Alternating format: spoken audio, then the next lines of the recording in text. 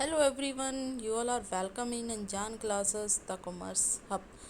आज का वीडियो शुरू करने से पहले आप सबसे मेरी एक रिक्वेस्ट है कि चैनल को सब्सक्राइब कर लें जिन्होंने सब्सक्राइब नहीं किया है, और बेल आइकन को भी प्रेस कर दें ताकि फ्यूचर में जो भी वीडियोस अपलोड हों उनकी नोटिफिकेशंस आपको मिल जाए। आज का वीडियो जो है वो हम उसमें डिस्कस करेंगे थ्योरीज ऑफ रिटेलिंग। पिछली जो वीडियो थी रिटेल मैनेजमेंट के रिगार्डिंग, उसमें हमने डिस्कस किया था कि रिटेलिंग क्या है, रिटेल क्या है, रिटेलर्स कौन होते हैं, उनकी पोजीशन क्या होती है, रिटेलिंग का स्कोप क्या है, रिटेलिंग के बीच में क्या सप्लाई चेन है, वो सब हमने जो लास्ट वीडियो थी रिटेलिंग मैनेजमेंट की उस पर डिस्कस किया था। आज का जो वीडियो है उसमें हम डिस्कस करेंगे थ्योरीज ऑफ रिटेलिंग। बिना देरी के वीडियो शुरू करते हैं। थ्योरीज ऑफ रिटेलिंग क्या है? थ्योरीज का मतलब होता है कि जब कोई किसी भी थ्योरी के रिगार्डिंग, किसी भी सब्जेक्ट के रिगार्डिंग, किसी टॉपिक के रिगार्डिंग अपना एक डिटेल कॉन्सेप्ट देता है तो उसे कहते हैं थ्योरीज। तो रिटेलिंग के भी कुछ थ्योरीज हैं, उनकी क्लासिफिकेशन है on the basis of cycles and non cycles theories. यहाँ पे दो तरह की हम थ्योरीज पढ़ेंगे, cyclical theories and non cyclical theories. जैसे कि इनके नेम्स जो है वो बताते हैं कि इनमें क्या कुछ होगा। इसमें तीन तरह की थ्योरीज होंगी साइक्लिकल थ्योरीज में। पहली है wheel of retailing theory, retail accordion theory and retail life cycle. Cycle means यहाँ पे कुछ ना कुछ एक चेन होगा जो एक स्टेप दूसरे स्टेप के साथ कंसर्न है, उस चीज़ को शो करेगा। और नॉन साइक्लिकल में क्या है, यहाँ पे कुछ ऐसा कोई चेन नहीं होगी, but there will be some analysis, some interpretation, some findings. ऐसा सा कुछ आपको यहाँ पे देखने को मिलेगा। साइक्लिकल थ्योरीज में कोई चेन होगी, कोई साइकिल बनती होगी, कोई फंडामेंटल कंसेप्ट्स की जो रिटेलिंग में कंसिडर होते हैं। उनमें पहली थ्योरी है व्हील ऑफ रिटेलिंग। यहाँ पे क्या है, कहते कि कुछ जो रिटेल स्टोर्स होते हैं वो पूरी अपनी लाइफ टाइम में एक ही जगह पर जो है वो अपना निकाल देते हैं। मीन्स कहते कि explains the features that some retail stores undergo during their life cycle. वो एक ही जगह पे अपनी रिटेलिंग करते हैं और उस टाइम के दौरान वो बहुत सारे जो अपने रिटेलिंग बिजनेस में उतार चढ़ाव, चेंजेस, जनरेशन्स, कंज्यूमर्स की डिमांड्स, उनकी फ्लक्चुएशंस को वो देखते हैं, अपने कंज्यूमर्स को समझते हैं। उनको पता लग जाता है कि ये जो बंदा आ रहा है इसको कितने में हम कोई भी प्रोडक्ट सेल कर सकते हैं। ये जो हमारे रिटेलर्स होते हैं वो कम डिस्काउंट्स में प्रोडक्ट सेल करते हैं। ये इनकी एक खासियत है। नेक्स्ट है retail life cycle. As its name states, retail life cycle. इसको डिस्कस करने से पहले मैं इसको कोरिलेट करना चाहूँगी जो हमारे प्रोडक्ट लाइफ साइकिल हैं।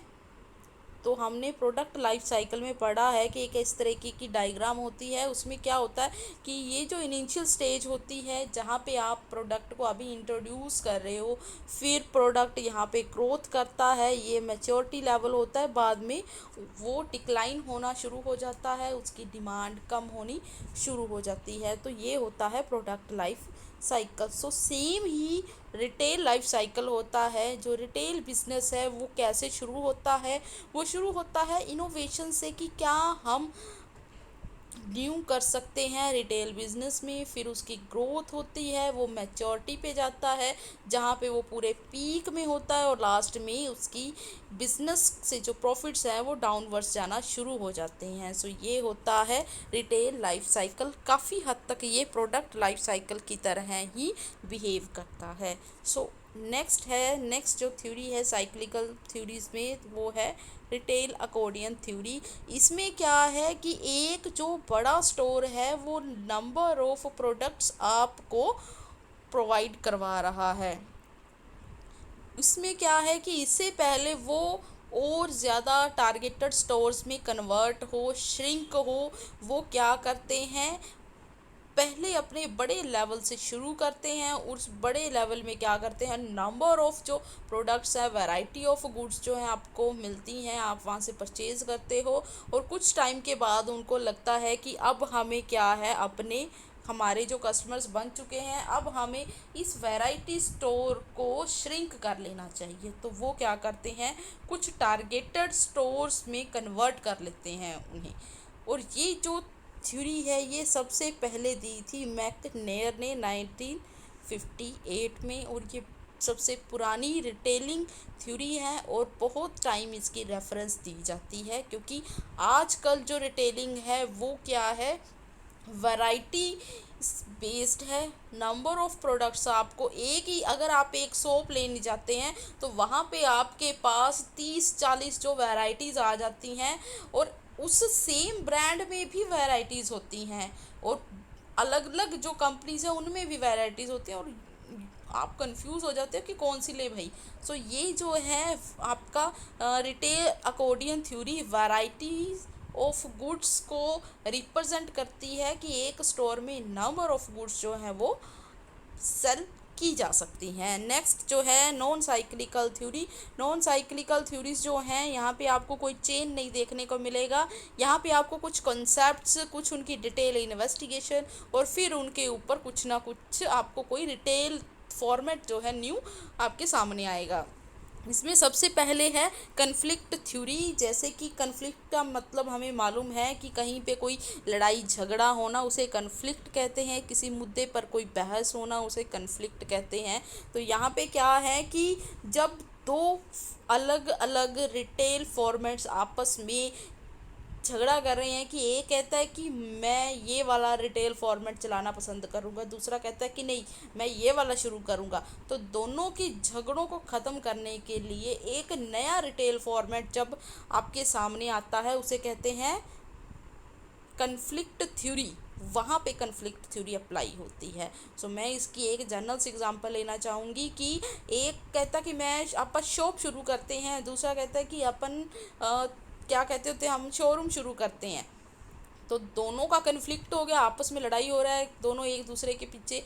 तो उसके बाद तीसरा बंदा कहता है कि यार छोड़ो, तुम्हारी शॉप का भी, तुम्हारे शोरूम का भी, हम ऑनलाइन बिजनेस शुरू करते हैं, उसमें आप अपनी शॉप का सामान भी बेच सकते हो।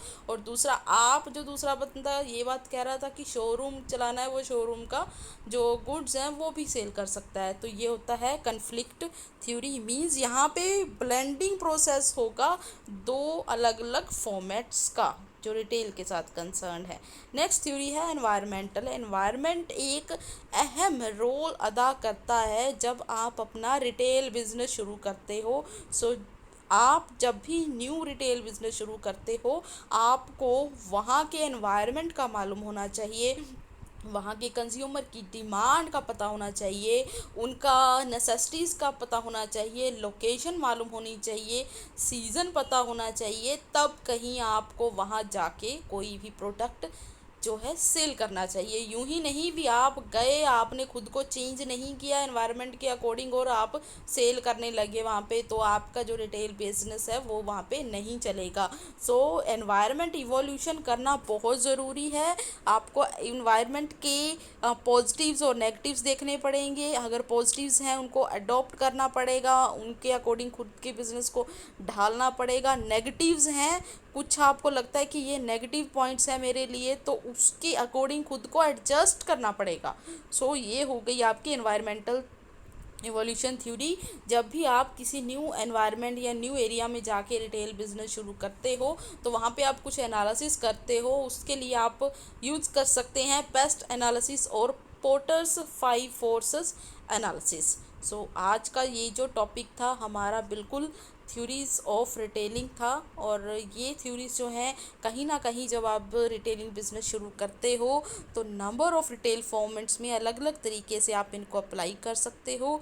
और एंड में बस इतना ही कहना चाहूँगी कि जो आज इस YouTube चैनल पर पहली बार हैं और जिन्होंने चैनल को सब्सक्राइब नहीं किया है, वो जल्दी से चैनल को सब्सक्राइब कर दें, ताकि फ्यूचर की जो वीडियोस हैं वो आपको अपलोड होती रहें, और नोटिफिकेशन आइकन को भी दबा दें ताकि फ्यूचर की वीडियोस जो हैं वो आपको हाईलाइट हो जाएं। Thanks for watching.